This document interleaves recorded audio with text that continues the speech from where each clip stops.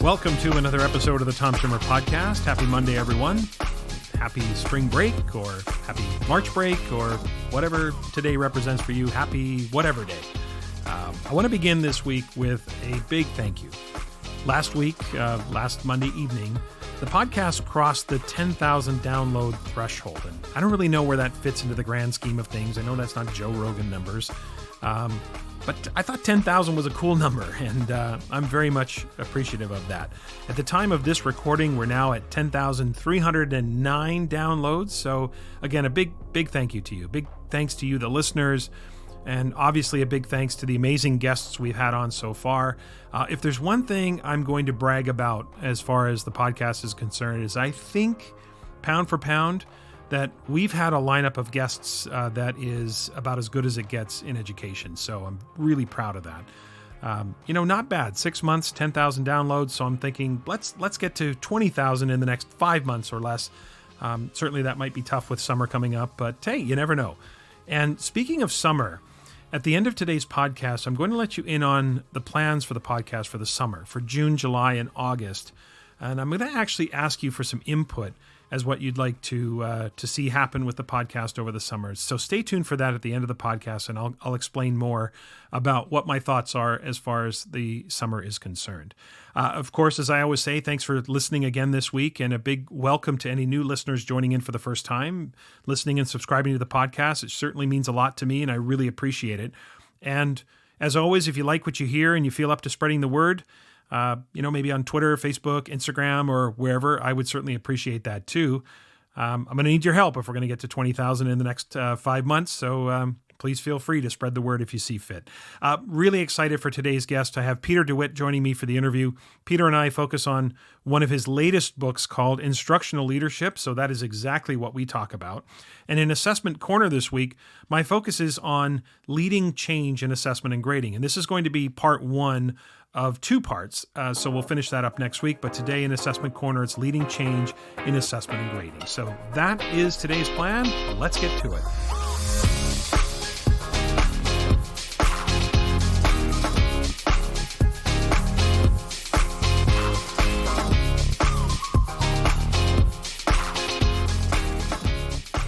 My interview with Peter DeWitt is coming up, but first, don't at me. But I want to open this week with a question, and that is, why can't we be happy for other people? Now, I know what you're thinking. Well, not me, Tom, not me. I love it when other people succeed. I'm always happy for them. Are you? Well, look, yes, you could be happy for your friends who don't work in your field, right? You can be happy for your friend who got promoted to bank manager. You could be happy for your sister who had her first novel published, or maybe your neighbor whose restaurant is blowing up because they caught a break on social media. You can be happy for them. That's easy. But here's the test. Are you happy for your friend who's at the same place in their career, who just bought their first home, while you're still trying to scrape together the down payment? Are you happy for your colleague who always seems to go on these fabulous vacations every spring break or summer break, and you don't seem to have that opportunity? Are you happy for your colleague who just got a special mention at the staff meeting from the principal? Are you happy for the other assistant principal that you work with who was just hired to be the new principal at a school in your district across town? Are you happy for anyone in your industry? And in our case, of course, education. Are you happy when they get attention, they publish a book, or they go viral? Are you happy for them? If they get a mention on social media, are you happy for them, or do you instinctively jump in and think, what about me? Pay attention to me. That's the test, isn't it? Now, I remember a clip from psychologist Jordan Peterson about friendship from a number of years ago. And I'm not always the biggest fan of Jordan Peterson. Let's get that right. But in the case of his talk about friendship, I actually thought he was onto something. And here's what he said. He said, quote, "The way you can tell someone is your friend is first, you can tell them bad news and they'll listen. They won't tell you why you're stupid or why that bad thing happened and how something worse happened to them and derail that whole conversation. You can actually tell them bad news and they'll listen." The second thing he said, and he said this is the weirder thing, is that you can tell them good news and they'll help you celebrate.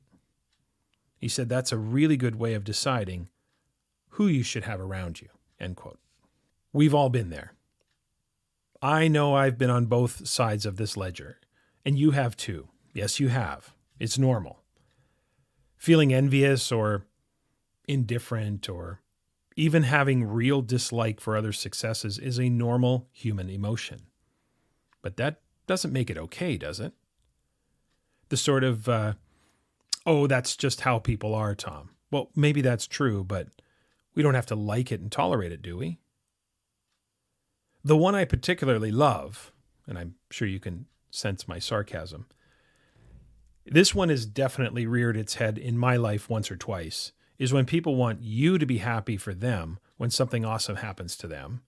Like when that happens, then they're all, the faux humility, the aw shucks, the who me's start coming out. But as soon as it turns around, something fantastic happens to you, then it's radio silence.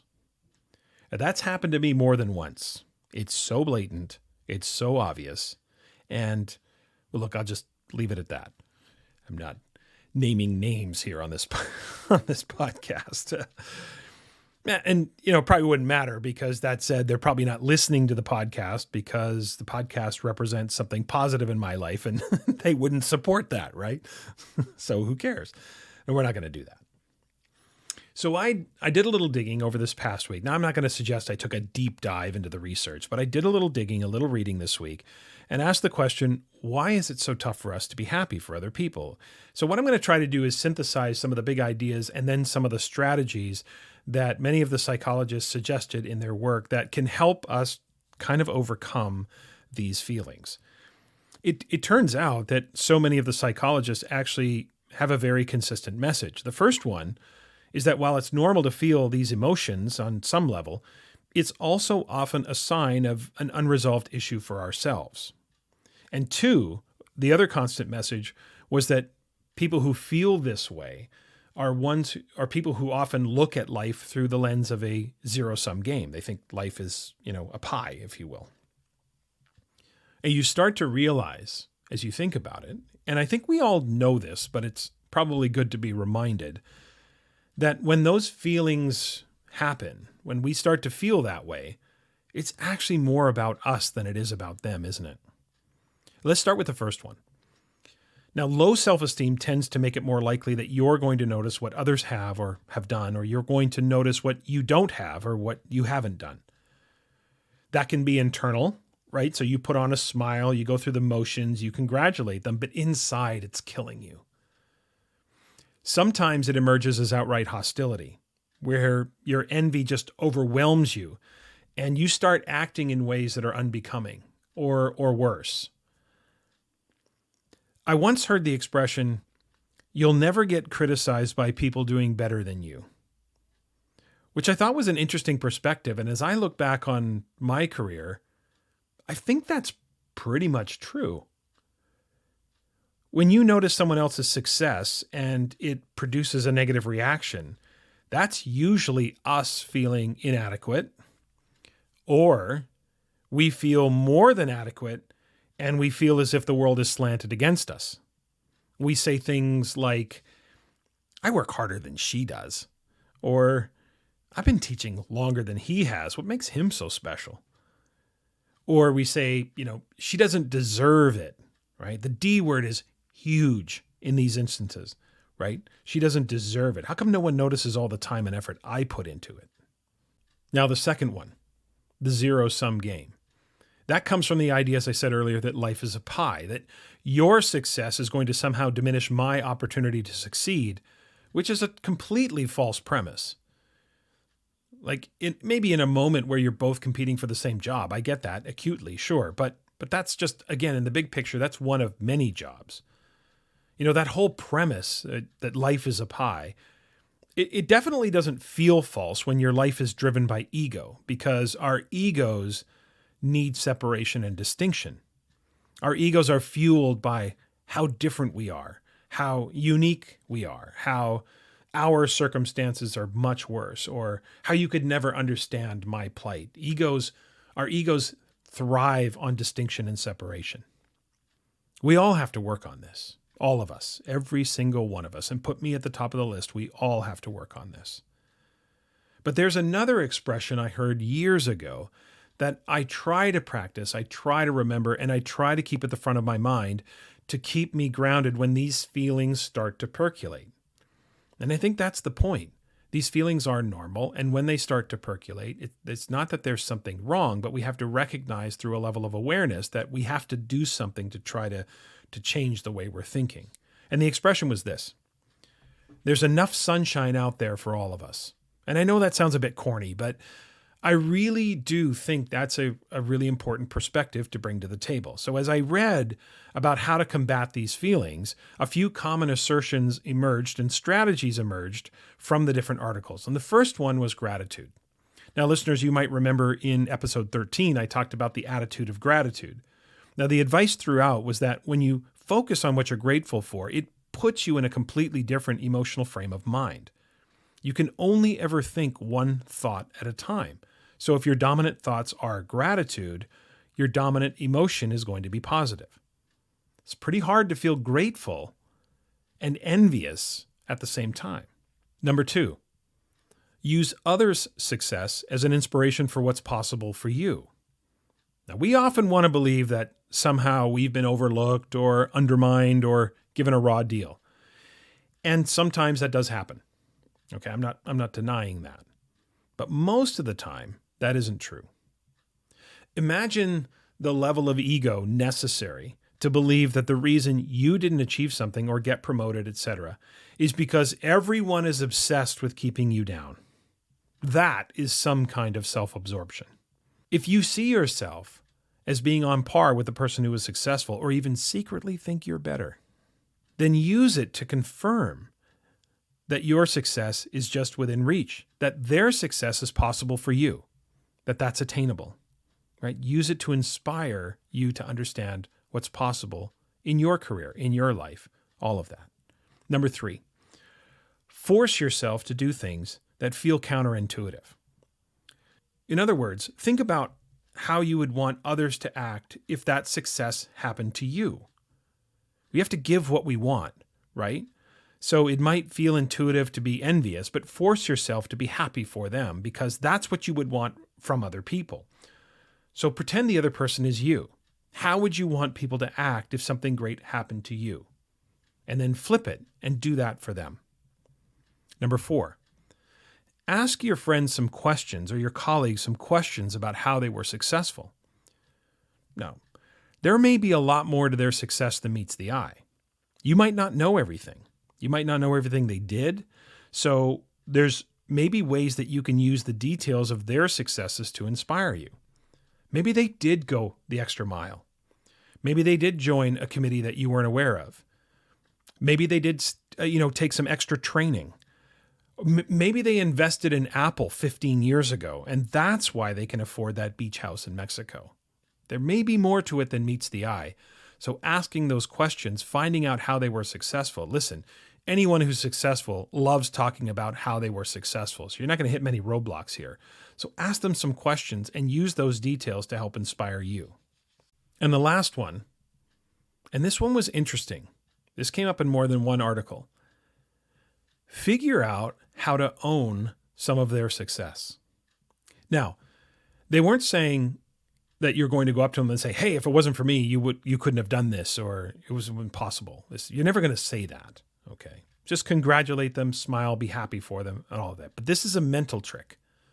So if you flip it for a moment, when we're successful, we're always successful through some form of help, right? No one is successful 100% on their own. We either get some small, medium, or large assistance along the way. No one truly succeeds 100% in their own right.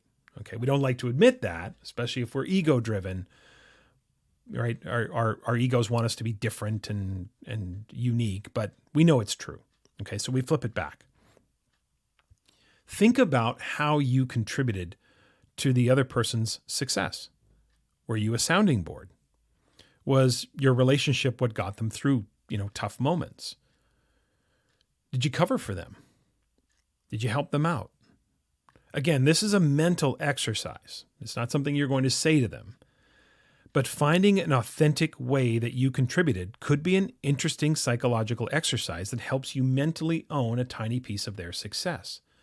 What was your role in their success story? Well, that's tough. I know that's tough. And again, it's not something you would say out loud, but it's something that you can do as a mental trick. It's a really tough situation. It's hard to be happy for other people when they really have, some great success. When others succeed, it's a primal reaction to ask the question, what does this mean for me? Or what does this say about me and all of my inadequacies, etc.? It's just instinctive to make it about us. I'm not saying you need to be a sucker either, right? There's the other side of this. There are people out there who talk shit about you behind your back. Right? It's happened to me. And so it is challenging to be happy for them when success happens to them, because you know that they haven't exactly been your biggest supporter in your absence. We're only human. And when you hear about overt hostility, especially when it comes to third party, it can be tough to smile and say, good for you, when you know that person has been talking about you behind your back. So I get that. It's tough. It can be tough in those situations. But that's still on them. It really comes down to this question, and I know this is going to sound super simple, but I think it's an important question. What kind of person do you want to be? We find out a lot about ourselves when others succeed. And the closer they are to us, the greater the lesson. That's for sure. I don't have all the answers, but what I do know is I've been trying to keep this in the front of my mind, and I'm going to continue to try to shine the light on others in the best ways possible. I want to continue to get better at that. I know I can get better at that, so I want to continue to try to do that. So one thing I really love about doing this podcast is the opportunity to give others a platform to showcase their work and showcase what they've accomplished. Now, you know the saying, with age comes wisdom, and of course, we all hope that's true. We have to practice being authentically happy for others, even if we have to force it at first, because it's only through practice that the habit of truly being happy for others will then become your default disposition. Joining me today for the interview is Dr. Peter DeWitt. Peter is an author, a keynote speaker, and a workshop facilitator. He is a school leadership expert whose work has been adopted at both the state level and at the university level. He also works with numerous school districts, school boards, regional networks, ministries of education, not just in North America, but quite literally around the world. Peter also writes the Finding Common Ground column for Education Week. He has co-created the Education Week's A Seat at the Table, where he moderates conversations with experts around a variety of topics. He is the author of 8 books. You kind of get the picture here. Peter is an educational force. Today, our focus is going to be on one of those books, Instructional Leadership, Creating Practice Out of Theory. We're going to focus on that book and about instructional leadership. If you're an educational leader or an aspiring leader, I would be shocked if you haven't heard of Peter DeWitt or become intimately familiar with his work. But if you haven't, that is about to change. So Peter, welcome to the Tom Schimmer podcast. Tom, thank you for having me. I appreciate it. Great. Thanks, Peter. It's great to have you here. I'm a big fan of your work and an admirer, not just of your work, but how you go about the work. So I'm really looking forward to our conversation today. And we're going to focus on the role of the principal. We're going to sort of zero in on the role of the leader in the school. And so let's jump right into it. Let's start with the overarching big idea. You state that in your research, you have found that many principals believe that they are instructional leaders. They see themselves as instructional leaders, but a lot of teachers don't share that view. That's sort of been your finding. So I'm wondering if that's because principals don't really understand what it means to be an instructional leader. Does that mean teachers don't really understand what instructional leadership is? Is it a little bit of both? So what is instructional leadership, and why do you think that gap exists between the teachers and administrators' perceptions?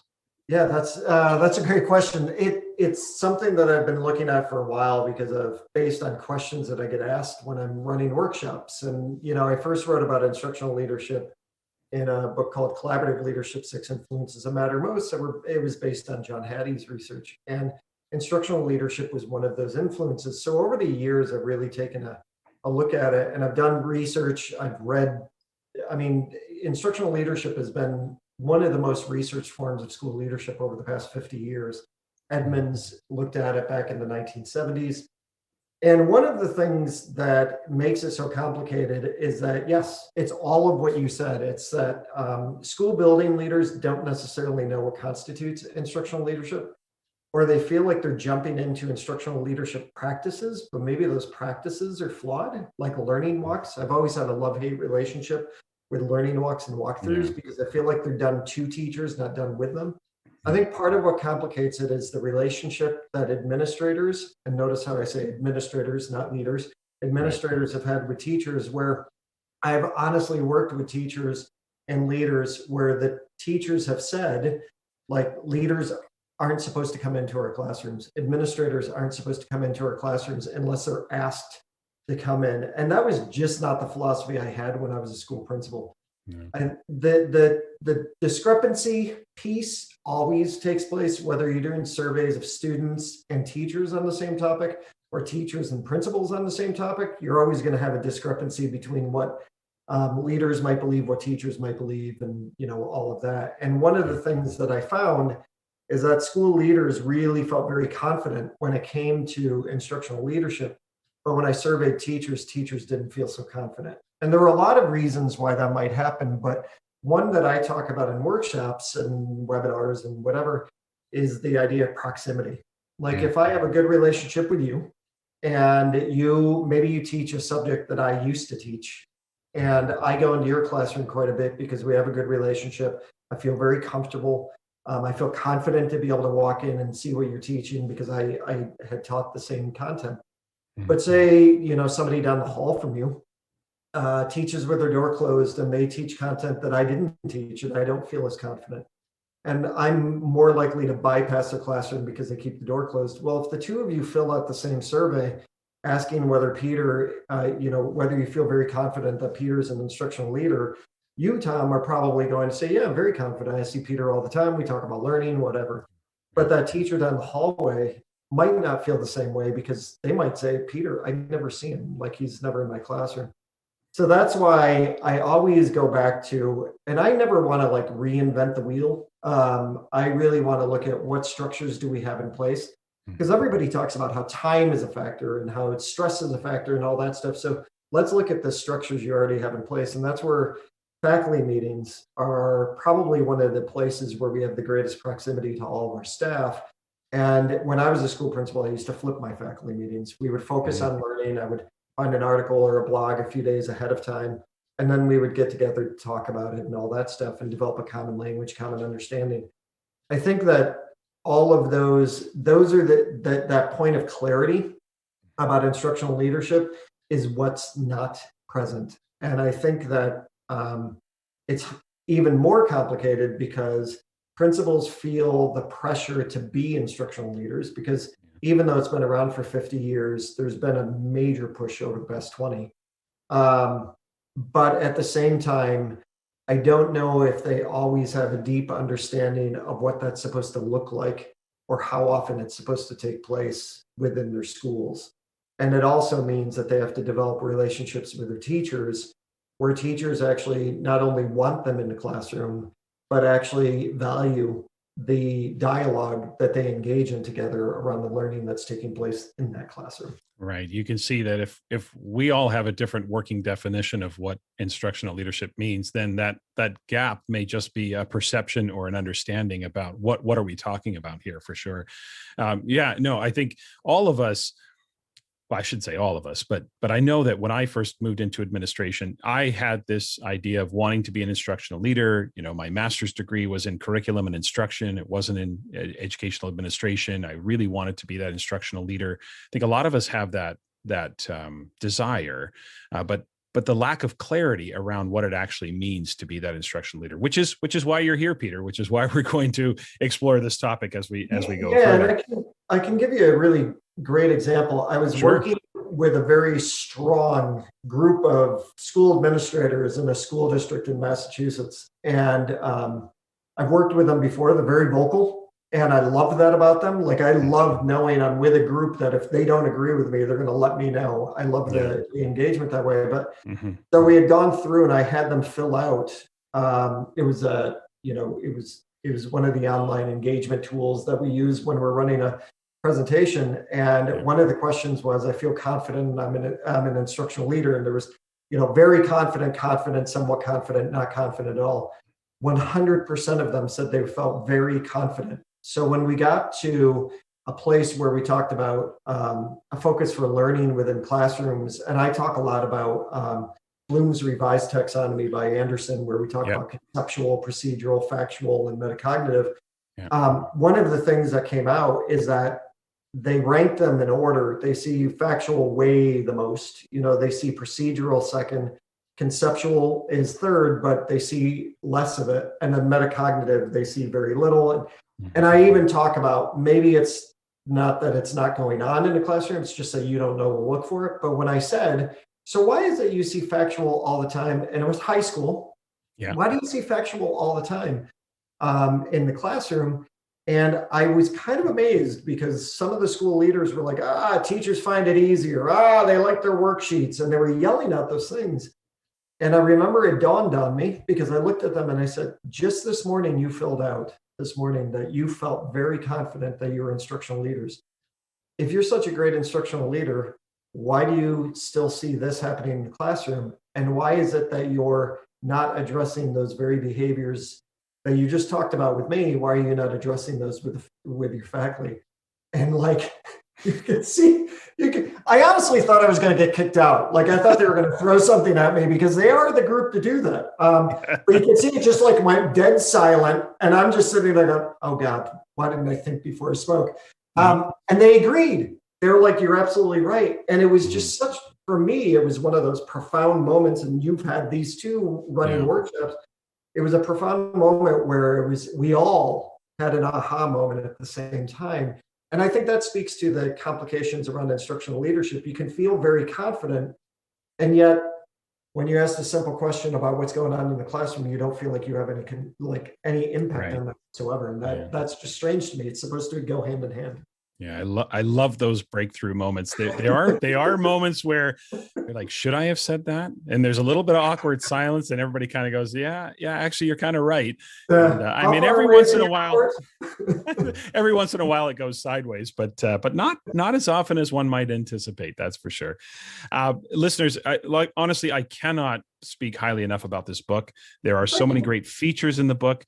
One thing that caught my attention right away in the model was you made a conscious decision to write a separate chapter about implementation. And, a lot of books would follow the formula where here's the idea, and now here's a section at the end about here's how you go about it. Here's the implementation side. But you decided, rather than focus on implementation within each chapter, you wrote an entire chapter on implementation itself. So my question is why? Why did you separate implementation? What led to that decision? And why do you think paying attention to implementation is so critical that it deserved its own chapter?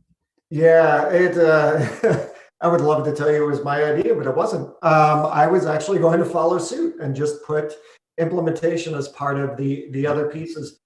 And one of the pieces that worried me too is that I wrote collaborative leadership, 6 influences that matter most. And then all of a sudden with instructional leadership, I find myself with 6 pieces. And like, no, I can't have instructional leadership, 6 more pieces. That's right. So I really wanted that 5, but so I have a couple of very good friends and, confidants or whatever you want to call them. But Stephen Cox runs an organization called Osiris in the UK, and I do a lot of work with them. And then John Hattie, who most people would know as far as a researcher. John's been a mentor and very good friend of mine for over 7 years. And when I was talking about the premise of the book with them, Stephen had suggested, and I think I wrote about this in the book, Stephen had suggested that I take out and separate an implementation and just make it its own chapter, and John agreed. And that's where John sort of introduced me, or I should say reintroduced me to the program logic model. Program logic models have been around for a very long time, but they can be very complicated, and I wanted to create one that was simple that John ended up using, so that was a good sign. But it was really because of Stephen and John that I separated it out, and it really was good feedback on their part, because I was glad that I did it, because we all know Michael Fullen's work on implementation dips and all those kind of things. And in the middle of writing this book, just like I think people need to understand that while we are writing a book, it's not that we have this great office, that we're working from and we're working in solitude and all that stuff. You and I are mostly like writing on planes and writing in hotel rooms. And that's right. And that's the cool part, is that the people we work with, the audiences, the participants we work with, really shape what we're writing. And at that same time, I happen to be working with a group in California they had a lot of initiatives, but they were not implementing well. And so it's funny how, and I know you've experienced this too, where you're talking about an idea, you're talking with your confidants or your very close colleagues about your idea that you're writing about, and then suddenly you're in this workshop where all of these things sort of come together, and you have clarity as far as, that's what we need to be able to do.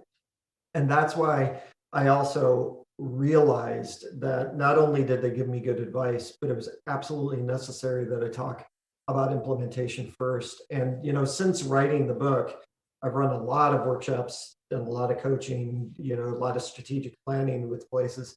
And that program logic model and the whole idea of implementation first has come in very, very handy.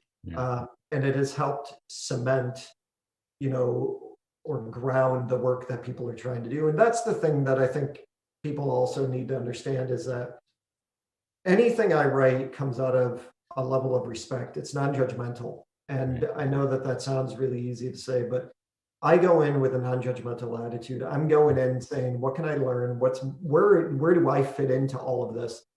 And when I was writing about the program logic model and implementation, I really did it from a standpoint of, there are initiatives that are really, really important.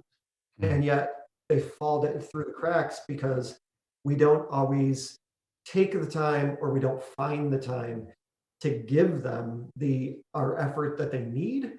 And doing a program logic model and talking about implementation, whether we're talking about in a classroom, in a school, in a district division, whatever, it's really important that we talk about that first, because I'm really tired of hearing people say, building the plane while flying. I feel like we need to get away from that.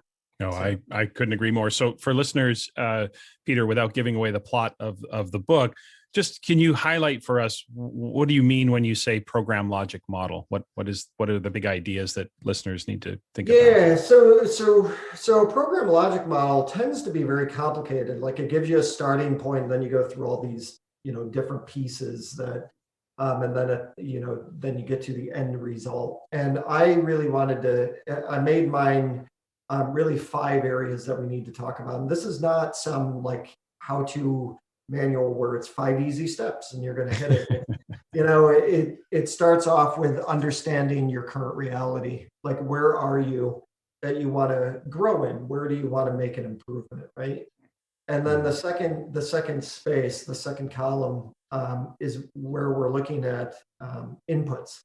And when I'm talking about inputs, I'm talking about different elements, resources that we need, like sharing best practices, evidence-based articles, research-based articles, models of successful practice, but also time, putting down the time factor, because we know that that's a big issue. Let's talk about the resources we need, which is the input, before we jump into the activities, and activities are next. And I use the word activities because, quite honestly, unless you're going to do them correctly, they're just activities. So learning walks and walkthroughs, faculty meetings, PLCs, those are activities. You want them to have impact, but they don't often have the impact that they need, because they're just something you do to tick off the list and not necessarily do them with depth.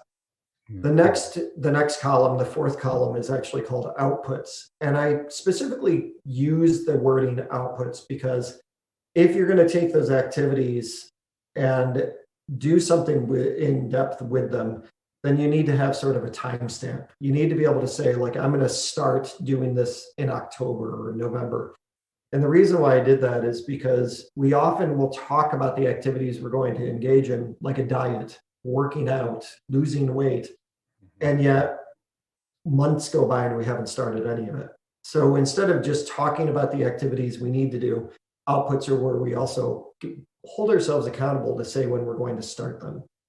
And you can obviously go a lot deeper into like putting out how often and when and all that stuff.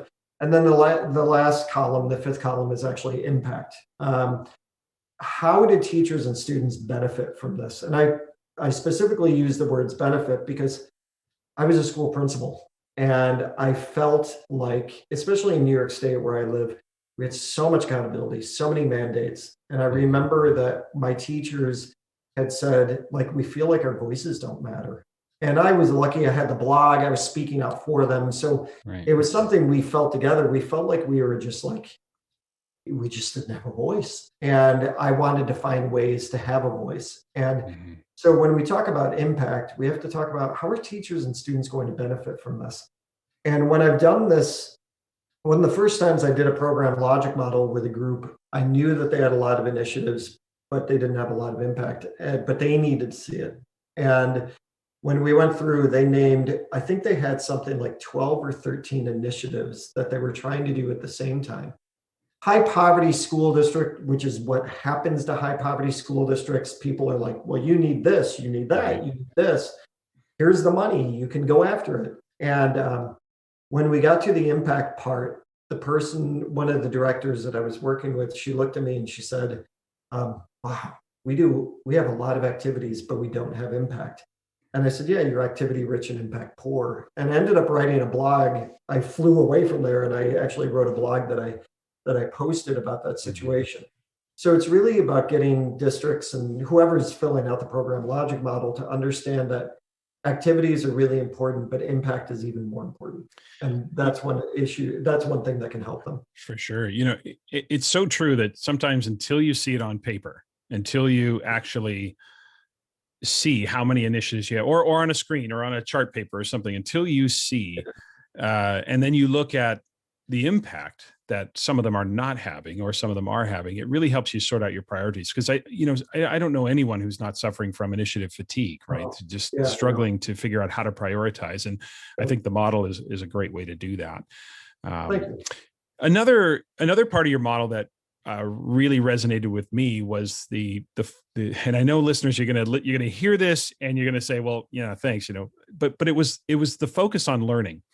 Because it's easy, it's really easy for educators to be dismissive or cynical of, hey, focus on learning. It's like, thanks, Peter, focus on learning. Gee, I never thought of that. We only work in schools, But I'm with you on this because there is much more to focus on when it comes to learning than meets the eye. And I think that this is something that we can be flippant about, but I think it's a really important point you make. So what does a focus on learning really mean for instructional leaders?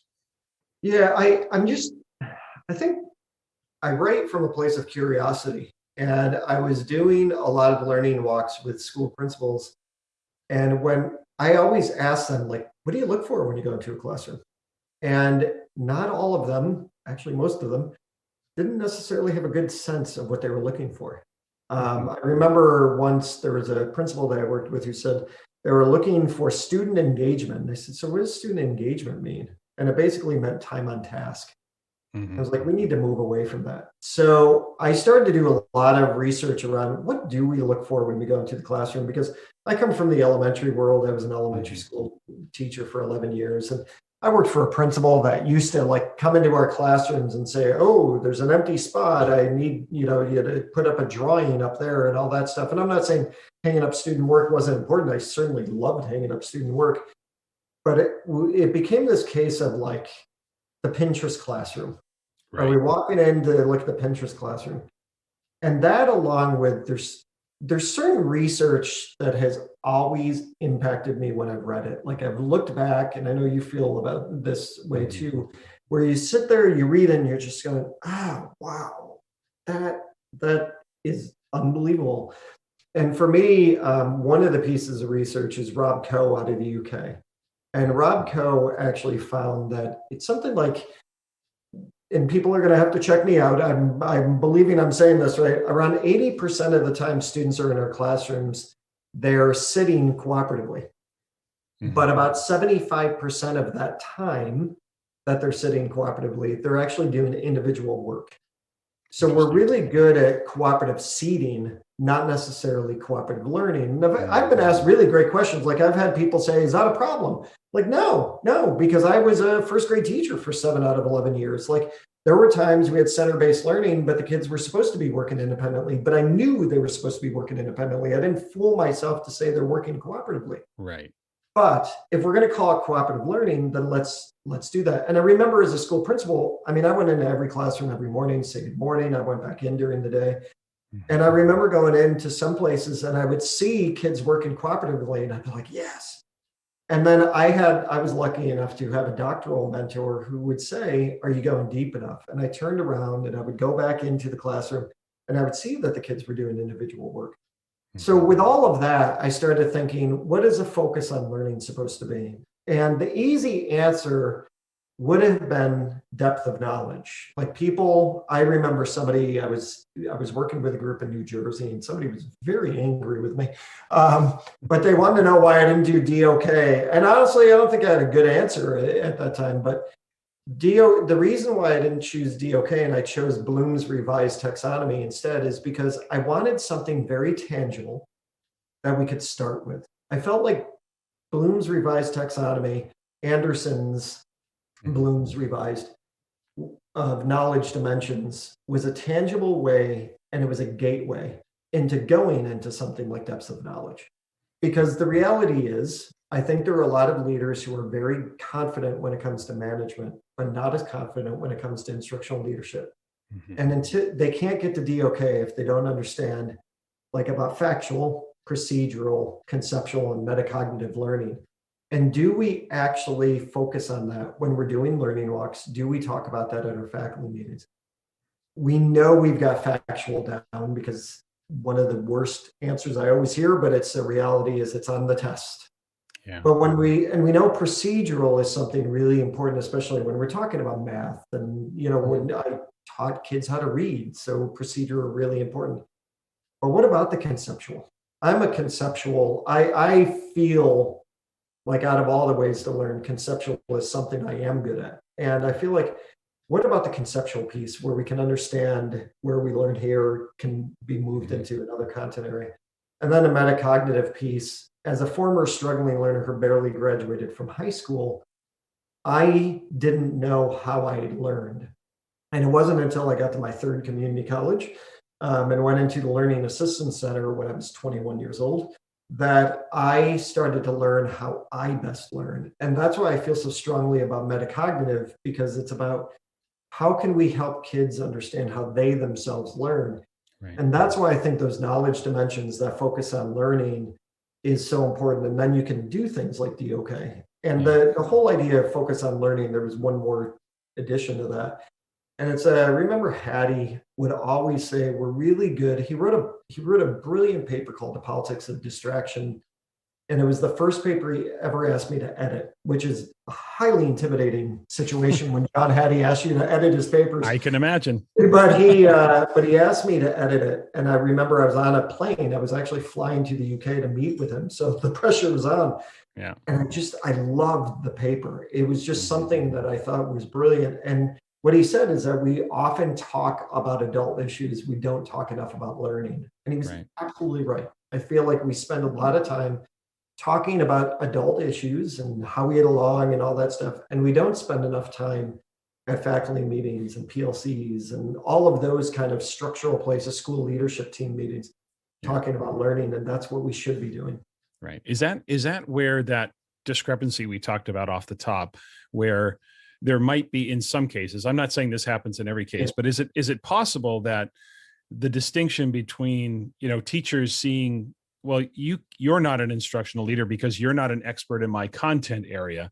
Whereas we want principals, we want school leaders, we want them to focus on the principles of learning, right? We want them to focus on instruction and learning, not necessarily to be the content expert. Do you see that discrepancy as being part of the reason why that perception gap exists between teachers and principals? Yeah, it's certainly one of the criticisms too. I remember running into somebody, I was speaking at a research conference, and afterwards somebody said, when you talk about instructional leadership, you don't talk about the fact that principals should be content experts. And I said, no, I don't. And they said, well, in our school district, we expect our principals to be content experts in every grade level that they lead. And I said, then you're setting your principals up for failure. Oh, no Because kidding. with all due respect, there's just, especially at the secondary level, but even as an elementary principal, K-5, you're not going to know all the standards of all the content, and standards change. And I just feel like we have to find a happy medium. And that's where the focus for learning came from as well. There has to be a happy medium where all of this is concerned. And I think the thing that's hard is that, unless we're having these discussions at our faculty meetings to talk about what instructional leadership could look like. And in the book, I expanded the vision of instructional leadership because we're talking about building leaders, but I want to be clear that I think that teacher leaders, instructional coaches, department chairs, they need to practice instructional leadership, because very often those positions are the ones where they don't have an administration background. And now we put them in this leadership position and they don't know what to do necessarily all the time when a colleague pushes back on them, a colleague they teach next to. So instructional leadership is about not just one person either. It's about how we're all going to benefit because of the fact that a principal might not have content expertise. You need instructional leadership among your colleagues that you're working with, because somebody else might be able to step up where someone doesn't. Yeah. And that other thing about the credibility factor, one of the pieces of research that really inspired a lot of that was Doug Stone and Sheila Heen from Harvard wrote a book called Thanks for the Feedback. And they talked about feedback triggers. And you always wonder why people get upset when you give them feedback. And I'm certainly not great at taking feedback all the time. So I'm one of those people too. But they talked about feedback triggers. And there's the truth trigger, which is it goes off when you find that the feedback you're getting is unhelpful or untrue.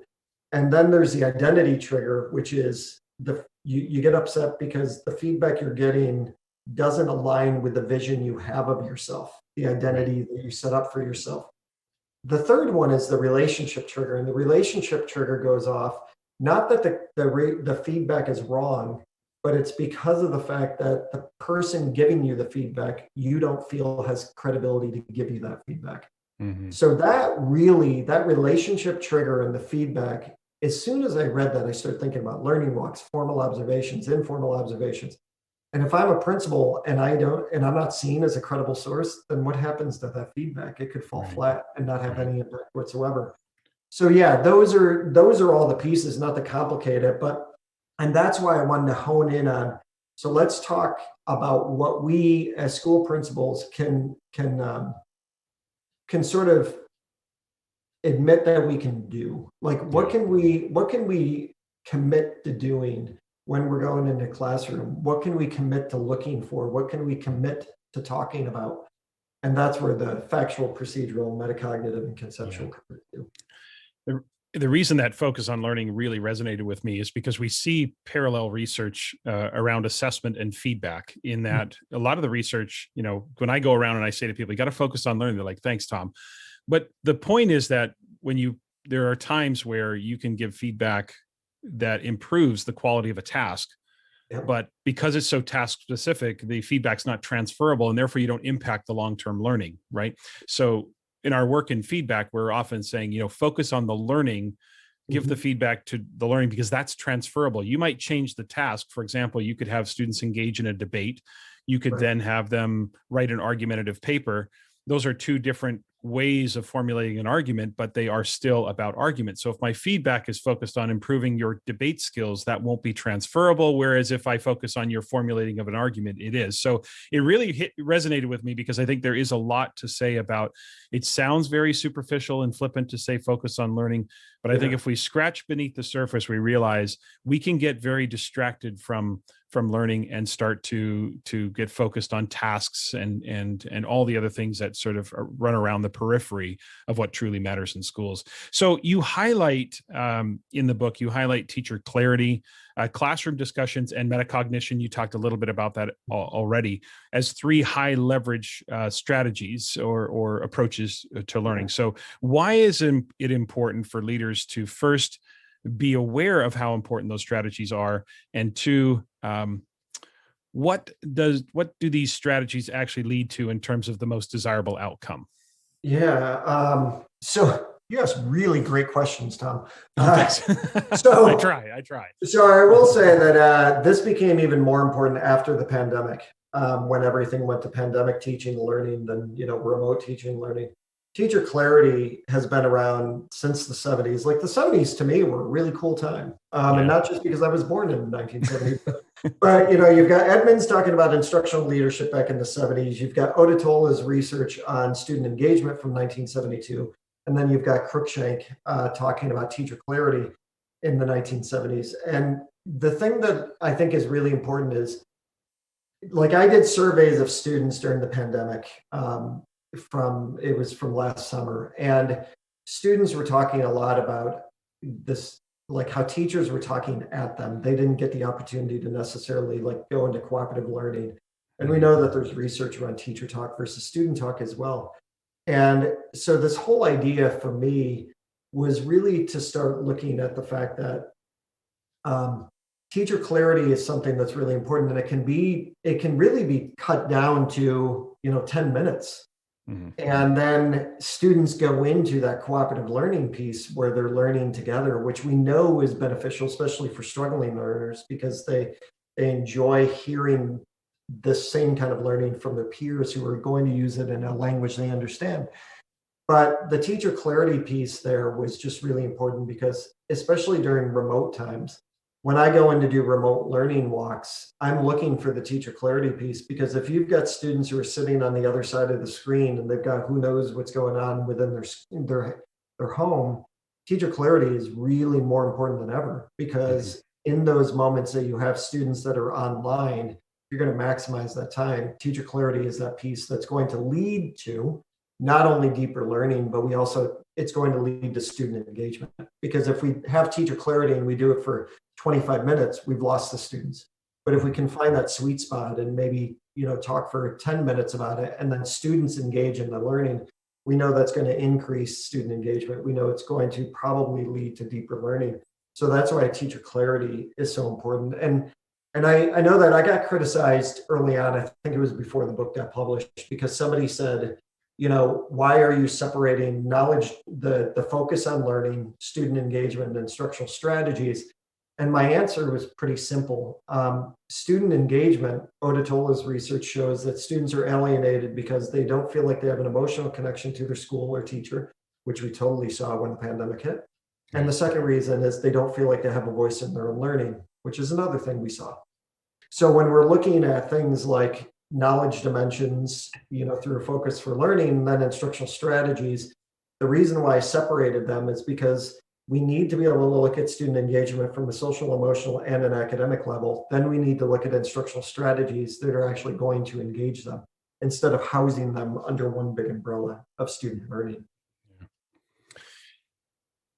Look, I mean, that focus is so critical, that we become clear so that we can recognize, as leaders, we can recognize what's happening in classrooms and how we can really help engineer those opportunities for teachers to engage in that the conversation, which really does lead to a kind of efficacy, doesn't it? It leads to a collective efficacy. So talk a little bit about that in terms of how does our focus on instructional leadership and the work that we do in engineering these opportunities in schools, how does that sort of create that collective efficacy amongst the staff? Yeah, efficacy is a topic that I think I will always write and pursue about, because I am I've seen efficacy before, but it was, once again, Hattie, I give a lot of respect to, and also a lot of thanks over the years because of his mentorship. But that whole idea of self-efficacy, the research behind it, to me was powerful, because when I was working with instructional coaches, and I still do, but early on when I was working with instructional coaches through Jim Knight, one of the things that happened is instructional coaches would say, how are you supposed to work with resistant teachers?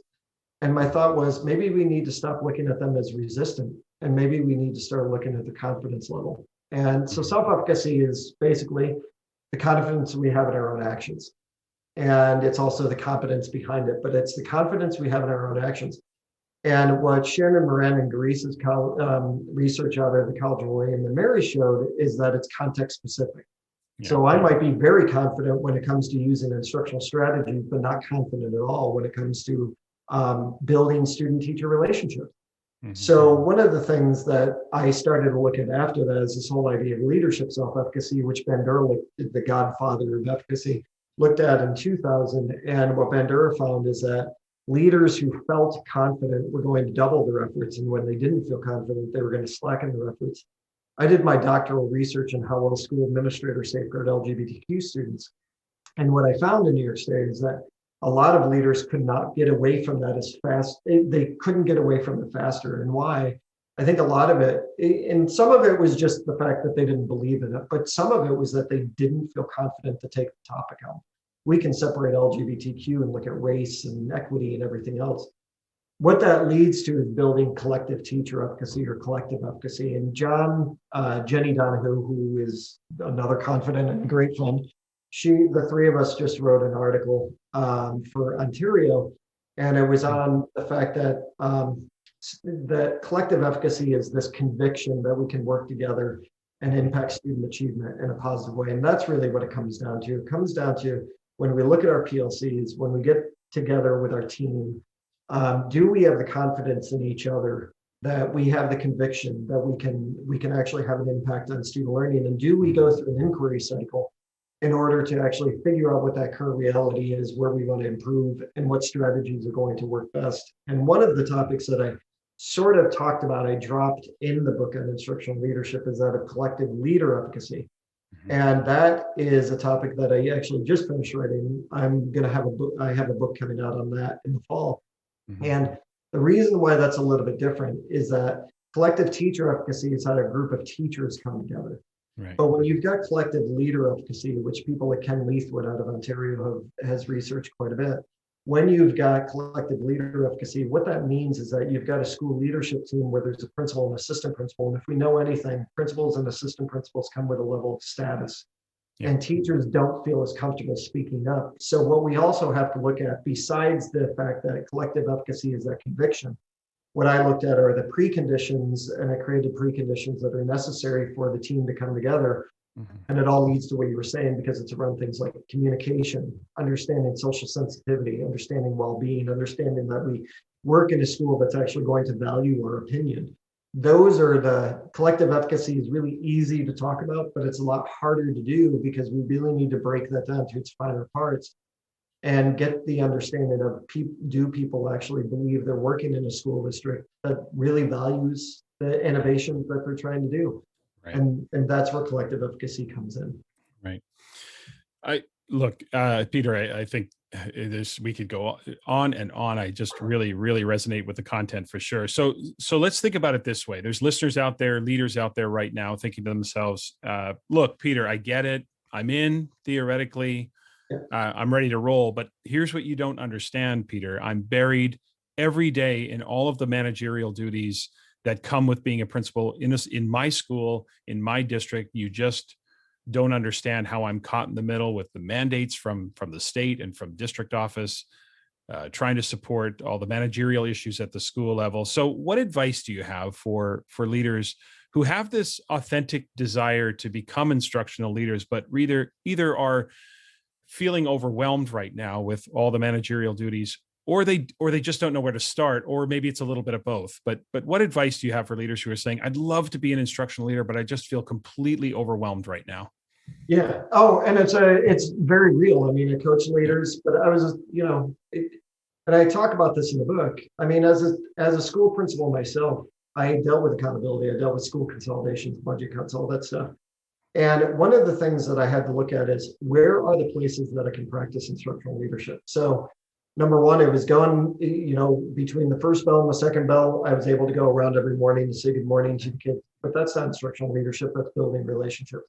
Mm-hmm. Then it was, what I found is that I had about an hour in the morning between parent phone calls and all that stuff, and between when lunches started, that I could actually go into classrooms and just commit to that. Do you have a half an hour? Do you have an hour that you can go into classrooms? No, you're not going to make it into the whole school. but maybe on, one day you can make it into one grade level or one content area or whatever. Other days you might have that brilliant day where everything comes together, the sun is shining, and you're able to go into all the grade levels. But commit to an hour. Commit to, like, I can do this. Yeah. Commit to the fact that we can look at, okay, we have management to do, but we know at our faculty meetings, most of what we talk about could be sent in an email. Right. And I'm tired of hearing people say, well, people don't read their emails. We've had email for 25 years. It's time for people to read their email. So keep it short. But put some of these bulleted things in the email, send it out to them. Take 15 minutes to talk about management. Take 45 to talk about learning. Right. School leadership team, take some time to focus on learning there. Have conversations with teachers, like the conversations you have with teachers in the hallway about learning. Send out articles that you find really interesting that you read in Educational Leadership or Education Week, or Tom's got his new book and you find it to be brilliant and you want to send out something you learned from Tom. Like it's the small stuff that can lead to the bigger thing. It doesn't, I worry that sometimes people walk in, and I have specifically said this, like people will walk into a situation, they'll be like, I have to practice instructional leadership 24/7. No, you don't. No. Give yourself an hour and then start thinking about the different places that you have conversations, and think about the places where you can be proactive. In fact, one really quick one is, I know we're going to be wrapping up soon. I had 2 union reps, and they used to come to me quite often to stop me in the hallway and say, Peter, we have an issue we've got to take care of in the school. And then I would find that their idea of a big issue wasn't necessarily the big issue I was thinking it was. And I remember it was only like, it was a few months into my leadership that I just said, it seems like we have a lot to talk about. Would you be comfortable meeting with me every Friday morning from 8 to 9 o'clock, because our kids didn't come in until 9:05? And they said, yeah, we can do that. The next time they stopped me in the hallway, I said, is this a crisis or is this something that can wait until Friday? Most times it could wait until Friday. And the reason why I did that is every time I got stopped in the hallway, there was an opportunity cost, meaning I was there talking, but I didn't get the opportunity to go into the classroom. So for those people who are looking at the management piece, look at the way you spend your time. Can you proactively say, I know we have to talk as a union, so can we do that on Friday mornings? And that's going to free up our time to be able to get into classrooms. It's doing those kind of things that will help you go from reactive being proactive. That could be helpful. I love that expression, opportunity cost. And I think so much of it is just about building routines, right? And trying to, I know that when I figured that out early in my career in administration, just figuring out to create routine predictability around when I'm going to visit classrooms. And it doesn't always have to be the same time every day, but it's trying to make sure that I have an hour each day or something like that. I think that's really valuable. I want to shift gears here a little bit and talk first to teachers, and then I want to finish up by talking about assistant principals, which is that sort of weird role that we have in schools. But I want to first talk to so listeners out there who are teachers, and they're maybe thinking about, I think my career path is leading to an assistant principalship, or that, I want to go down that road. So a lot of teachers aspire to get into administration, and they have thoughts that as they leave the classroom, they're going to be those instructional leaders. So from your perspective, is it enough for them to simply focus on what they're doing now, become an exceptional teacher? Is that enough? Or are there any other things that teachers should be thinking about as they sort of have one eye on moving into administration? Yeah, I mean, I think my thing is always to, and maybe it's, I've been practicing, I've been a consistent practice. I've had a consistent meditation practice over the past 3 years. For me, it's about the here and now. What are you doing right now, presently, that's going to be deeply impactful? And what are some of those things that you're doing that you can bring into a leadership position? Like, it's always important to, if you want to go into leadership, keep your eye a little bit on, who are the people that you admire? What are the practices that maybe your principal is doing that you would never do? And what are the practices that the principal's doing that you would totally do? I mean, I would say that most of what you should be doing is just full on practicing, being as impactful with the kids as possible. But when you start to look at, like, if you really want to desire to go into leadership, know that it's not always every day. Like, I remember I had a couple of teachers say, it must be nice to be a principal. You can wake up every morning and know that you can control your whole day. And I'm like, I don't know where you think I'm working, but that's just not happening. What? Like, so it's really about just understanding that when you get into school leadership, it is not always going to be about instructional leadership. There are going to be times that you've got to do things that you really don't like to do. I did not like every part of being a building principal, but I loved most parts. And it was 8 of the best years of my life that I was doing it. So to answer your question, yeah, from a teacher standpoint, focus on what you're doing right now, but also look at those practices that you think are going to be beneficial in the first place. And then maybe if you're interested in leadership, start taking on some leadership roles. Are you a PLC lead? Are you a department head? Are you on the school leadership team? And start practicing there, because I think that could be really helpful to get an understanding of what it's like to try to work with a group, because you can be very myopic too when you're in a classroom. You can think every classroom is like your classroom, and then you find out that working with a group is maybe a little bit different than you had first considered. That is, I think, one of the biggest eye openers for me when I look back is moving from teacher to assistant principal and in the same school, and suddenly seeing behind the curtain and realizing that things happen very differently around the school, and you have to adjust because you have a mindset that everyone sort of thinks that the way you do. And I know that sounds a little arrogant, but I don't mean it from an arrogant perspective. We have that tunnel vision, right?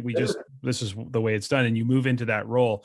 So speaking of the assistant principal, which is, I find, myself fascinated with that role, because assistant principals are often in a funny position, right?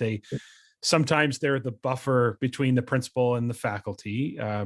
Sometimes they're more instructionally knowledgeable because they have more recent classroom experience. Sometimes that's true. Sometimes their principal is not willing or able to be that instructional leader. So I'm wondering about advice for assistant principals now specifically. How can assistant principals, in essence, how can they be instructional leaders without inadvertently outshining their principal or sort of, turning the spotlight, giving the appearance that they're not being loyal or they're trying to inadvertently undermine? Like, how does an assistant principal find that balance between, if they are truly that instructionally relevant leader in this moment, how do they find that balance with where the principal is at? Yeah, tread carefully. Yeah. So Absolutely. this was probably one of my biggest areas of weakness, because I was never an assistant principal, and I never had an assistant principal. I went directly from teaching the high poverty school to being a principal in a rural suburban. And it wasn't until like 5 years ago when I was running a workshop on collaborative leadership, and it was all assistant principals, and it was through the University of Oklahoma. So it was a cohort I was going to be working with. I was talking about instructional leadership, and they did feedback every day that I was there. And their feedback was like, that's great stuff, but we can't do it. So the next day that they came in, we did an activity. And what I was surprised to find is that the biggest barrier to them practicing instructional leadership was, in fact, their school principal. And that kind of blew me away, I have to be honest. And I've learned a lot. I think that there are a few things. I think number one, you have to understand as an assistant principal, what are your true parameters? Because sometimes we have policies in our own head. Sometimes we think there's a rule that really isn't a rule. So figuring out what are your parameters, what grade levels or content areas are you really responsible for? And then how can you practice instructional leadership within those departments and grade levels? It's, I understand that the outshining piece, the highest weed, has always been a problem we've had in education, because when you start to stand too high, there are lots of people that would like to chop you down, and that's unfortunate. Yeah. So my first course of action is to always talk with principals, meaning in my role that I have as a leadership coach and everything else, is to talk to school principals about leveraging their assistant principals and allowing them to practice instructional leadership, because there is a plethora of research that shows that assistant principals do a lot of discipline and patrol hallways, and they don't get the opportunity to do that. Right. when you can figure out your own parameters and you're working within these grade levels, then you need to do the best job you can do. And if other people get upset with that, then I'm sorry, this is going to be very blunt, but that's their problem. Because if they're holding you back from being who you could truly be, that is a problem. And I think, Tom, you and I have probably experienced that because I know I have. Yeah. When you realize that you're purposely not growing because you're worried it's going to hurt somebody else's feelings for the wrong reasons, which is about them, not you, that's a problem for me. I think you need to not only, within those parameters that you've got, I think you practice and you go as deep as you possibly can with the practices that will make you a much better instructional leader, because that concern is correct. If you don't practice instructional leadership as an assistant principal, then we're just cycling out these people that when they become principals, they're not used to practicing it either. And that's going to be a problem. So, you know what? Sure. Sometimes you just have to outshine people and they're going to have to deal with it. The best, and I'm sure you've encountered this as well as the flip side. I was very fortunate in my assistant principalships to have principals who just said, you go with that. That's your area of expertise, or that's, whether it was in instruction or it was grading or it was, and when they sort of hand the keys, figuratively hand the keys to the car over to you and say, and then there's that loyalty that develops. There's also that appreciation for giving you the space to grow.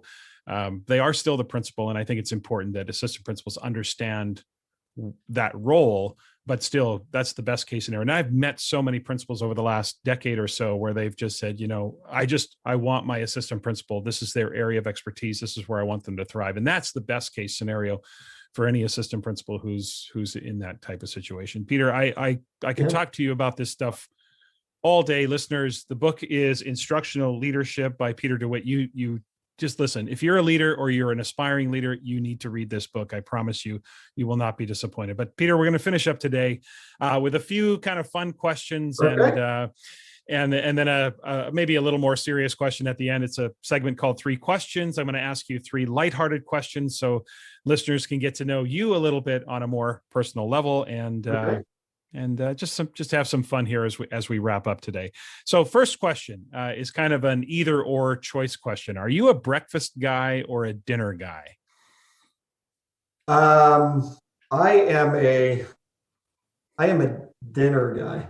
Okay. I've been accused in the past of eating just to fill my stomach, not eating because I truly like.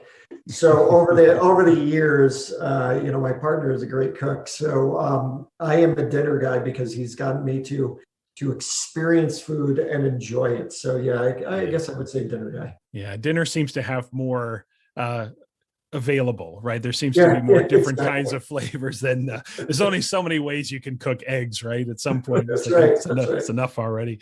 All right, here's another one, a choice for you. Which would you choose? Always having to tell the truth, the stone cold truth, or always having to lie? Oh, always having to tell the truth. Yeah. Even if it's ruthless. Well, that's the thing, right? It's about making sure that you're not doing it in a ruthless way. I have no poker face whatsoever. I can't lie. I just can't. Yeah. I even start to get flustered when I even think about it. But no, I would much rather always tell the truth. It's just finding the way to do it in a polite way is what I practice. Yeah, that would be hard. I don't know if that would be part of the mandate. It's like, hey, what do you think of my shoes? Oh, those are terrible. What do you think of my story? Nope, didn't work for me. I don't know which one would make you more enemies at some point when you're telling that stone cold truth to people. It'd be like, all right, I'm never asking Peter again.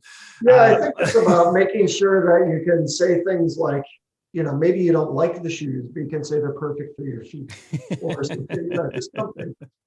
There wasn't anything in my question about being gentle, Peter. It was just about that laser-like focus. Okay, last one. And I'm going to put an asterisk to this by saying you can't choose anyone in your family and you can't choose anyone in education. Okay. So that's the caveat. Okay. The question is, who inspires you? Who outside of your family, outside of education, inspires you? Jeez. inspired? Wow, you really just who outside of education and outside my family inspires me. Celebrity, athlete, musician, anyone. Yeah, I'm trying to think.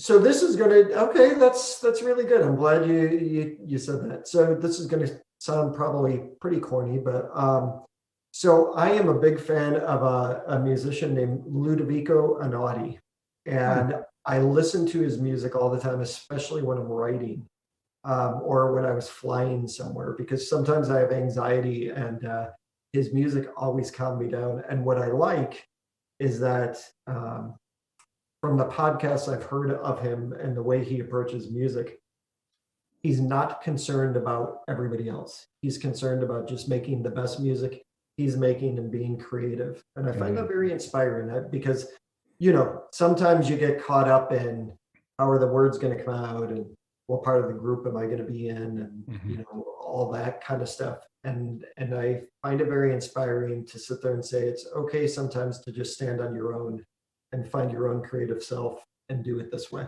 And I appreciate that. Interesting. Yeah. Say the name again. Who's the musician? So his name is Ludovico Einaudi. Yeah, he's pretty fantastic. So.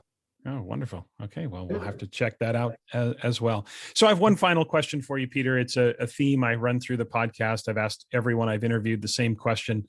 And I'm trying to have a sort of overarching theme of success and happiness. And so the final question I have for you is, if a random person stopped you on the street and just asked you, what's your definition of success, how would you answer them?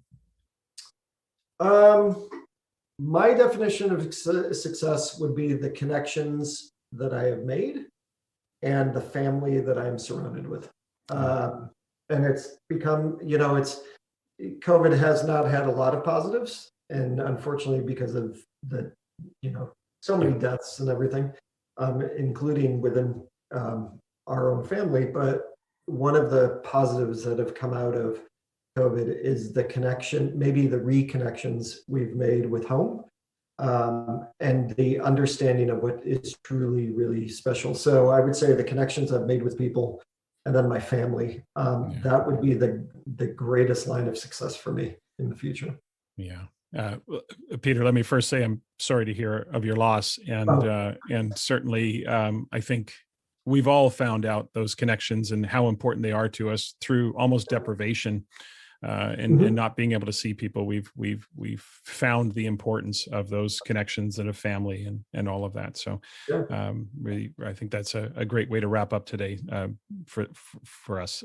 Peter, thanks so much for being here today. Thanks for having me.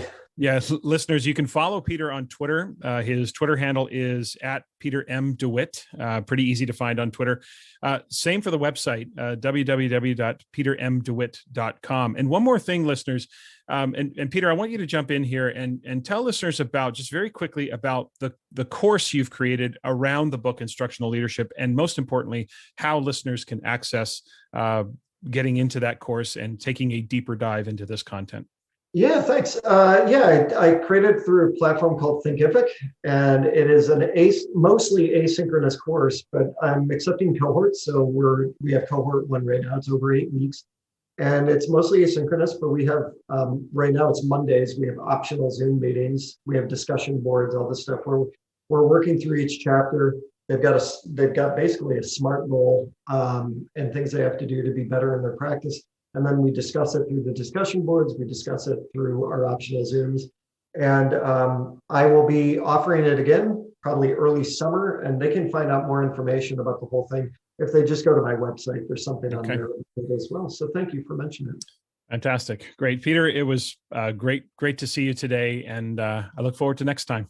All right, Tom. Thank you so much. In Assessment Corner this week, I want to keep with this theme of leadership and talk about the process for leading change in assessment and grading. Years ago, I read an article by Harvard business professor John Kotter called "Leading Change: Why Transformation Efforts Fail." It was first published in March of 1995, but I read it a number of years later. And the article essentially talked about what's necessary to transform an organization and why so many change efforts fail. So let me begin with a couple of quotes from early on in the article. Kotter writes, The most general lesson to be learned from the more successful cases is that the change process goes through a series of phases that, in total, usually require a considerable length of time. Skipping steps creates only the illusion of speed and never produces a satisfying result." End quote. He also said, very early on in the article, that a, quote, "a second very general lesson that is critical is that critical mistakes in any of the phases can have a devastating impact, slowing momentum and negating any hard-won gains."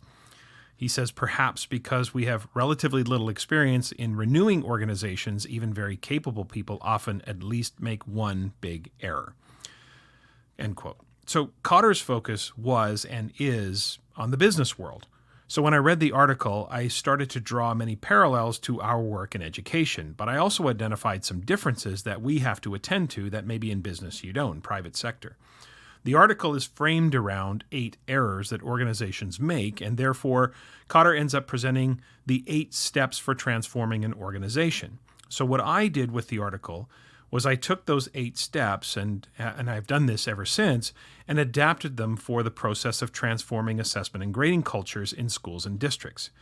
So my plan here is to present the 8 steps for transforming your assessment and grading culture by going through Kotter's 8 steps and then talk about my adaptations of those steps for the school environment. And we're going to do this in 2 parts because I want to make sure that we don't skip. So steps 1 through 4 we'll do this week. Steps 5 through 8 we'll do next week because doing all 8 steps would take far too much time. Even 3 minutes a step would put us at 24 minutes, and it probably would take longer. So we're going to split this up. So 1, to give us more time to talk about each of the phases, and 2, it'll be a nice teaser to ensure that you come back next week. All right, all kidding aside, in seriousness, let's begin. Step 1, Kotter says in order to transform your organization, you need to establish a sense of urgency. So here's what Kotter says.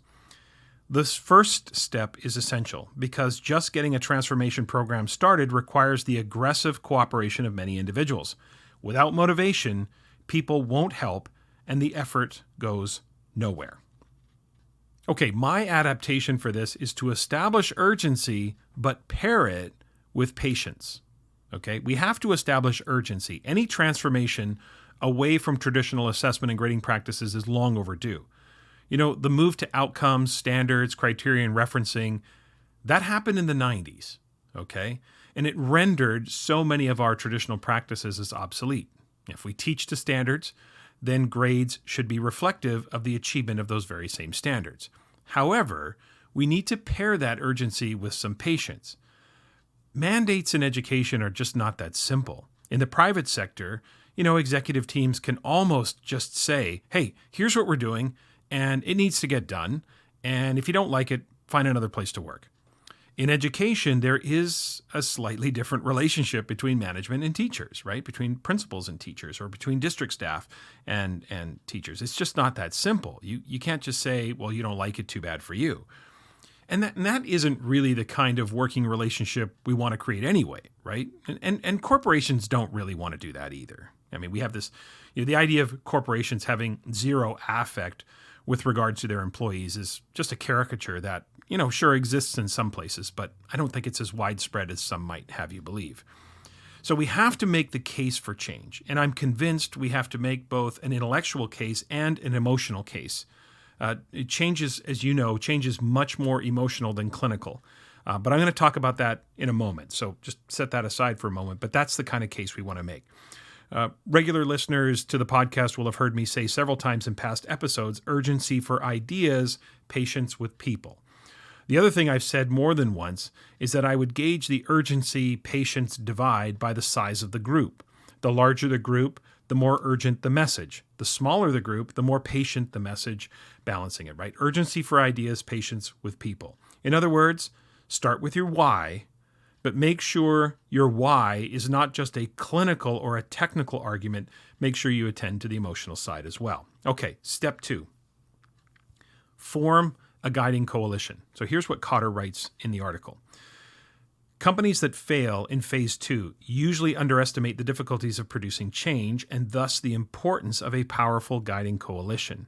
Sometimes they have no history of teamwork at the top and therefore undervalue the importance of this type of coalition. He goes on to say that efforts that don't have a powerful enough guiding coalition can make apparent progress for a while, but sooner or later the opposition gathers itself and stops the change. So let's talk about this guiding coalition. Be strategic about this. Ask yourself, who are the people within our context who have enough power, influence, credibility to lead the transformation in assessment and grading practices? Try not to leave it to chance. From my perspective, we can ask for volunteers, but go tap a few people on the shoulder and ask for their participation or at least their input. You want to try to have those with a little street cred, if you will. You want to have them on your team or your guiding coalition so that when they give sponsorship to an idea or a vision, and we'll again have more on that in a moment, when they give sponsorship to an idea, there is an embedded influence. You may already have a guiding coalition or a leadership team structure in your school, and that's great. Take advantage of that. This guiding coalition can do a lot of the heavy lifting, especially early on when you're in the exploration phase of the change effort. We know we need to change, but we don't know exactly what direction we're going to go or what to do, so this guiding coalition can be a team that leads the effort so it's not just a top-down initiative. Okay? The best team, from my perspective, is one that is a microcosm of your staff and your faculty, right? So age, experience, gender, subjects, etc. Try to have a team that kind of is a representative group of the staff. Step 3, create a vision. So here's what Kotter writes. A vision always goes beyond the numbers that are typically found in 5-year plans. A vision says something that helps clarify the direction in which an organization needs to move. And he goes on to say that a useful rule of thumb is this: if you can't communicate the vision to someone in 5 minutes or less, and you can't get a reaction that signifies both their understanding and their interest, you're not yet done with this phase of the transformation process. Okay, so I mentioned this a little bit earlier. To me, the most effective visions, I think, make both the technical and the emotional case for change. Now, in Chapter 2 of my book, Grading from the Inside Out, I talk about what I call a grading true north, that grades need to be both accurate and they need to build confidence. So there's an example of a technical and an emotional argument. So on the one hand, you have accuracy. So many of our traditional assessment and grading practices, however philosophically defended, have unequivocally led to inaccurate reporting of student learning. Percentages, inconsistencies amongst teachers in terms of interpreting evidence, etc., and so on, have all led to a level of inaccuracy or inconsistency in reporting. So that's the argument on the one side that says we need to make sure that in whatever manner we are reporting, that we ensure that those grades are accurate. Now, on the flip side, the confidence speaks to the idea that so many of those same traditional practices have left our students feeling less hopeful, less optimistic, and less confident about their eventual success. To maintain the use of practices that emotionally undercut our students' confidence and efficacy is unconscionable. Now, once you have that vision in place, you can now begin to establish a kind of mantra. So that vision can lead you to establishing a kind of perspective or mantra with what you're doing. So when you're asked, what is the vision of our assessment and grading reform, the answer could be accuracy and confidence, right? What's our vision? Accurate grades, confident learners. And that becomes a very clear way to communicate that. Now, to be clear, your vision doesn't have to utilize my content. I'm not saying that. I mean, it could, but you could also create your own, and that's fine. And the point is to have one, right? As Kotter says, you have to have one. And my 2 cents is to make sure that when you create that balance, when you're talking about transitioning or transforming your assessment and grading practices, make sure you make both the technical and the emotional side of that argument. Does your vision make the case for both? Okay, step 4, and this is what we're going to finish with today. Step 4, communicate that vision. So once you have the vision, it's time to communicate. So here's what Kotter says. Without credible communication, and a lot of it, the hearts and minds of the troops are never captured, he says. He goes on to say that communication comes in both words and deeds, and the latter are often more powerful. right? So it's the deeds, the actions. Nothing undermines change more than behavior by important individuals that is inconsistent with their words. Okay? So let's start with words. When I think about communicating the vision, I would use your vision as a way of communicating as much as possible and try to naturally fold it into the answers or the responses that you give to people when you're asked about it. So for example, let's say that you're leading a change in assessment and grading and parents start to ask you a question about reassessment. Okay, why now, Tom, do you allow students to reassess? So your answer might sound something like this. Well, listen, we know that some students need longer to learn. So we want to make sure that while they're in the midst of learning, they don't lose their sense of optimism or confidence about their eventual success. And also, that's going to ensure that you as a parent receive the most accurate information about your child's level of achievement. Not a combination of what they used to know and what they know now, but we can give you an accurate picture of where they are in this moment, right? So there's an example of how you could fold your vision into the responses, right? Accuracy and confidence would always come up as a way to naturally talk about, the transformation effort. I actually used to practice this, especially in the early days of change on my drive home. Now, admittedly, at the time I lived in a pretty small town and my commute was pretty short. So maybe I'd get one or two in, but I literally on my drive home would think, okay, what would someone challenge us or me on when it came to assessment and grading practices? And I would start to rehearse my answers, and I would rehearse them with that sort of lens of accuracy and confidence. So it would kind of come through the answer. And because it's just rare that anybody's going to demand inaccurate information. It's rare that anybody's going to push back and say, yes, no, you know what? I don't agree with you. I want you to undermine my child's sense of confidence or optimism. It just doesn't play out that way. Now, as far as action is concerned, right, because communication can be through words, but it can also be through action. The guiding coalition is the team that can start to begin living the vision, right? Their deeds, so to speak, will create the example for others to see what exactly the vision looks like. So they can start implementing a few of the aspects. And again, I know this is cliche, but it's the idea of think big, but start small. Start to implement some of the practices that really sort of encompass what the vision is all about. So just as a review, step one, establish a sense of urgency. That's what Kotter says. My suggestion is to pair that with patience, right? You got to look at your context, take a little bit of an inventory on where you are. Urgency for ideas, patience with people. The larger the group, the more urgent the message. Step two, form that guiding coalition, right? Allow that team to do some of the exploration and some of the heavy lifting and maybe some of the early adopting so they can be the example that you want to set in the school. Three, create the vision, right? Remember, your vision, from my perspective, should communicate both the technical and the emotional side of this change. And step four, communicate the vision through your words frequently, but also through your actions, right? Get a few good things going really correctly or on point right away. Get off to a good start. So again, think big, but start small, get good at a few things, and you're really going to be in a much better position. Okay, we'll look at steps 5 through 8 next week. Okay, a couple of announcements before we close out today. First, a reminder about the Achieve Institute, which is the institute about promising practices in instruction, assessment, and grading. That event will be virtual this August 16th through 18th. The nice part, of course, about virtual events is that you can participate in the event literally from anywhere in the world. And that event, of course, features myself, Cassandra Erkins, Nicole Dimich, and Katie White. So if you're interested, head over to the solutiontree.com website for details. And I've added a link in the show notes for that event as well. Now, I mentioned in the opening about the summer. And one of the things I'm thinking about this summer, and I'm talking about the months of June, July, and August, I'm going to do two things with the podcast this summer. First, we're going to go to an every other week format. So we're looking at maybe 7 or 8 episodes over the summer.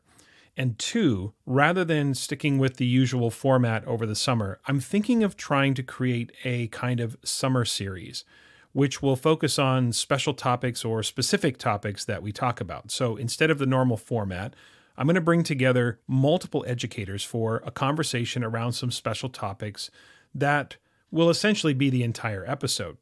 And this is where you will come in. I'm going to create a process through which you will be able to help me create the topics that you're interested in hearing more about for the summer sessions. Now, that process is not quite ready to go, so I mention it now only to get you thinking about potential special topics. So thinking about, do you want an episode about racial equity? Do you want an episode about women in leadership? Do you want an episode about UDL or standards-based grading or international education or something like that? I mean, there's so many topics we could explore. So right now, again, I just want you to start thinking about it. So in the next few weeks, I'll put out an actual formal call, some sort of Google survey or something. I'll do something to create the opportunity for you to share what your ideas would be and what you'd be interested in, right? In September, we'll kind of get back to the usual format. But I thought it might be fun to do something different for the summer that might not be so time sensitive. You need some downtime. I need some downtime. The weekly pace of the podcast may not be conducive to summer, so it might be easier to navigate an every other week format and have some special topics that we focus on. So that's the idea. Stay tuned for an actual formal call for topics and things you as listeners would be interested in having as part of the summer series. And I think this would be a nice way to sort of bridge the summer and then get back to our usual format in the fall. Remember to follow the podcast Twitter account for updates. That's at Tom Schimmer Pod. You can follow me on Twitter as well. That's at Tom Schimmer. Schimmer Education on Facebook, Tom Schimmer Podcast on Instagram. And please email me your questions for Assessment Corner or any suggestions about the podcast, tomschimmerpod@gmail.com. And again, as I always say, don't forget to check out the YouTube channel as well, Tom Schimmer Podcast on YouTube. Next week, my guest will be Matt Townsley. Matt is currently an assistant professor of educational leadership at the University of Northern Iowa, and he's done some excellent research on assessment and grading, so that'll be the focus of our conversation. Please subscribe, rate, review the podcast, especially on Apple Podcasts, of course, and if you're up to it, please spread the word about the podcast too. Have a great week, everyone.